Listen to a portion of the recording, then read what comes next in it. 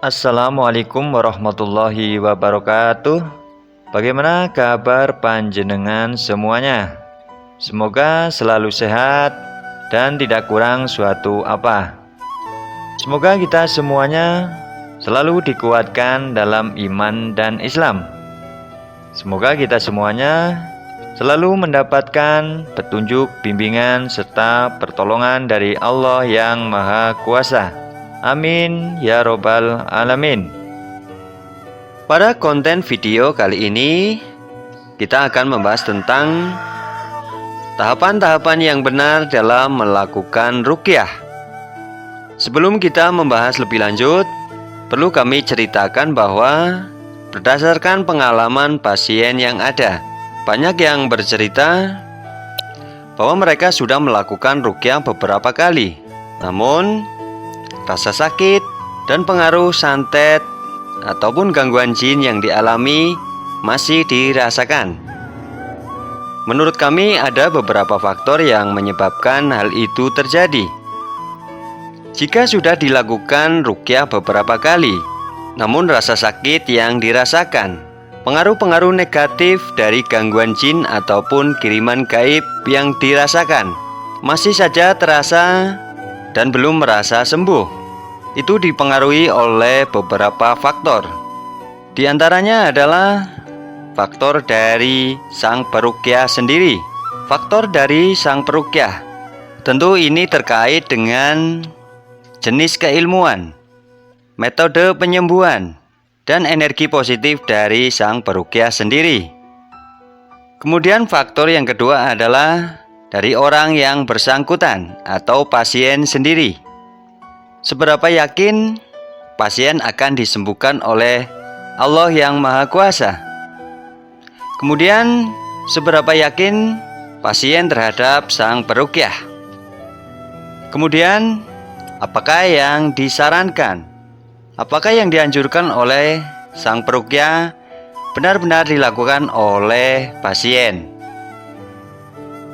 Kemudian untuk faktor yang ketiga, ini terkait dengan orang yang mengirim santet. Seberapa tinggi ilmunya, seberapa banyak pasukan yang dikirimnya, itu juga sangat berpengaruh.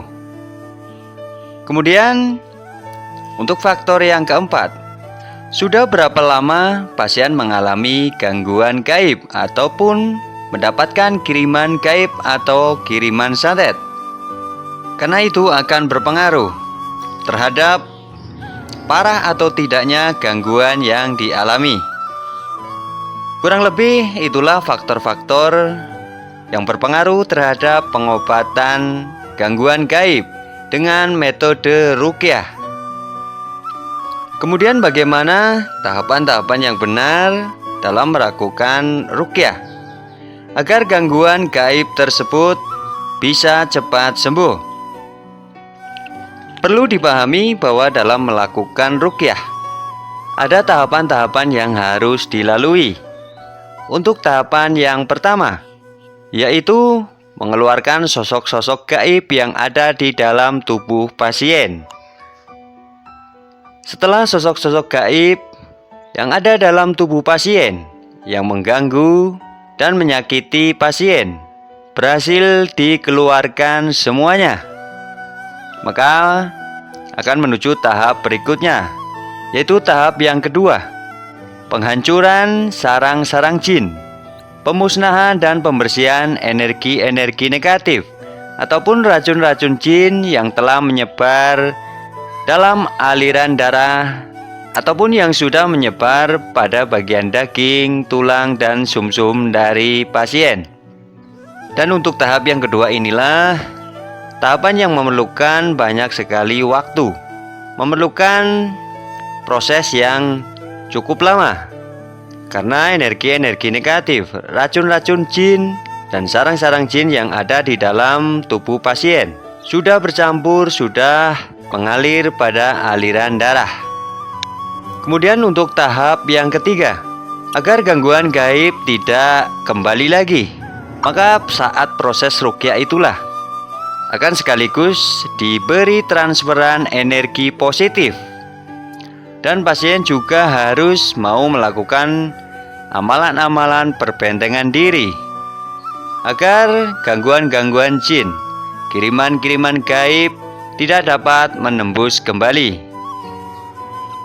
Kemudian untuk tahap yang berikutnya, jika itu merupakan gangguan gaib jenis kiriman, maka ini akan terkait dengan dukun yang mengirim ataupun orang yang mengirim gangguan gaib tersebut.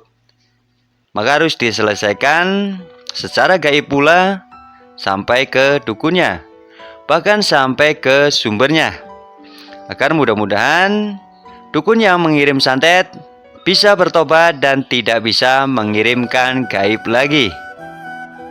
Jadi proses ruqyah tidak sekedar hanya untuk mengeluarkan jin dari tubuh pasien, namun harus secara lengkap. Semua jin yang ada dalam tubuh pasien harus dikeluarkan. Kemudian sarang-sarang jin harus dihancurkan. Kemudian racun-racun jin, energi-energi negatif yang memang sengaja disebarkan oleh jin tersebut untuk menyakiti pasien harus dibersihkan. Setelah itu harus diberi perbentengan diri, agar mudah-mudahan jika ada yang berniat jahat kembali, jika ada yang ingin berniat tidak baik dengan mengirim kiriman gaib, tidak akan bisa menembus kembali. Kemudian jika itu memang jenis kiriman, maka memang harus diselesaikan sampai kepada dukunnya dan harus diselesaikan sampai kepada kerajaan pasukan gaibnya, agar mudah-mudahan orang yang mengirim ataupun dukun yang mengirim bisa bertobat dan tidak akan mengirimkan pasukan gaib lagi. Kemudian dalam melakukan proses ruqyah yang tadi saya sebutkan, untuk membantu membersihkan sarang-sarang jin, membantu membersihkan racun jin dan energi negatifnya, maka perlu dibantu oleh media. Dan media yang kami gunakan adalah media air ruqyah, garam ruqyah, serta kapsul ruqyah. Dan kami tidak menggunakan media-media yang memang melanggar dari syariat agama Islam. Untuk itu perlu dipahami oleh semuanya bahwa media yang digunakan adalah untuk membantu membersihkan energi negatifnya, dan sekaligus insya Allah itu merupakan perbentengan diri atau sebagai pagar gaib dari pasien. Kemudian apa yang membedakan antara ruqyah biasa dan ruqyah aswaja? Biasanya ruqyah biasa akan berusaha mengeluarkan jin-jin yang ada di dalam tubuh dan membersihkan energi negatifnya saja, tidak sampai kepada penyelesaian masalah terhadap dukun dan sumber kerajaan gaibnya. Sehingga jika pasien sudah melakukan ruqyah dari rumah sang peruqyah, setelah pulang ada kemungkinan untuk diserang kembali, ada kemungkinan untuk dimasuki jin lagi. Seperti itu. Ini berbeda dengan ruqyah aswaja pada umumnya. Kalau ruqyah aswaja yang dilakukan oleh kami, insya Allah akan dibantu sampai kepada pokok permasalahannya, sampai kepada dukunya, dan sampai kepada sumber kerajaan gaibnya. Sehingga dengan seperti itu, insya Allah pasien tidak akan diserang oleh pasukan gaib yang pernah menyerangnya. Adapun jika pasien mendapatkan serangan lagi, biasanya itu menggunakan jasa orang lain ataupun jasa dukun yang lainnya. Jadi seperti itu tahapan-tahapan yang benar yang harus dilakukan saat melakukan ruqyah. Dengan seperti itu, insya Allah segala macam gangguan gaib ataupun segala macam kiriman gaib akan lebih cepat sembuh. Hanya itu yang dapat kami sampaikan. Kurang lebihnya kami mohon maaf, dan semoga bermanfaat untuk kita semuanya. Akhir kata, wassalamualaikum warahmatullahi wabarakatuh.